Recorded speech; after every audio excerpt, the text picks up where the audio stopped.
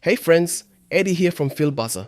The Twits, Netflix's new animated feature released in the US in 2025, is based on the classic book by Roald Dahl, and it's just as loud, nasty and bizarre as you'd expect. If you're into grotesque humor, over-the-top cartoon villains and kids saving the day through sheer nerve, you might have some fun here, but only up to a point. At the center of the chaos are Mr. and Mrs. Twit, a truly despicable married couple who take sadistic pleasure in tormenting just about everyone around them. Their latest scheme? A disturbing amusement park called Twitlandia, where animals, children and pretty much anything that breathes gets tricked, trapped or tortured. Yes, it's as weird as it sounds. The plot follows two orphans who team up with a band of magical animals to take down the Twits. They rely on clever thinking, friendship and determination to fight back. The whole thing is wrapped in a visual style that's unapologetically chaotic, twisted sets, exaggerated characters and a color palette that swings between nightmare fuel and sugar-high cartoon. What works? The look. Visually, the Twits is inventive.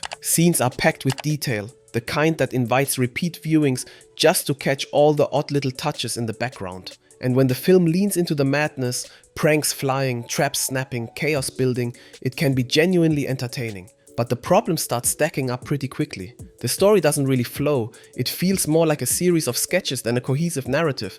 Plot transitions are clunky, and some characters show up and vanish without leaving any real impression. You can feel the writers trying to connect scenes, but it often comes off as patchy. On an emotional level, the film stays weirdly flat. Sure, the orphans have their tragic backstory, but I never really felt for them. They're too one-note, too tidy, too obviously designed to play the good guys. It's hard to root for characters who feel like they were built in a script lab rather than discovered in the world of the story. Tone is another issue. The movie jumps from silly and slapstick to dark and twisted, but it doesn't always land the transitions. The dark humor is there, but it's been sanded down. It feels like the filmmakers pulled back, worried they'd scare off families. The result? It's not nearly as edgy as it wants to be, and nowhere near as sharp as Dahl's writing. Voice performances are solid, there are some big names in the cast, but again, most of that talent feels underused. The script just doesn't give the characters enough to do beyond delivering punchlines or screaming orders. Bottom line, the Twits looks great, but stumbles hard when it comes to story, tone and character.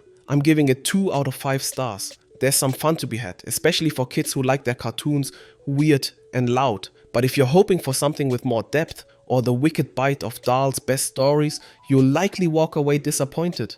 If you enjoyed this video, give us a thumbs up and don't forget to subscribe so you won't miss any of our upcoming content. Share the video with your friends and feel free to drop us a comment. We'd love to hear your thoughts. Thanks for watching and we'll see you in the next one.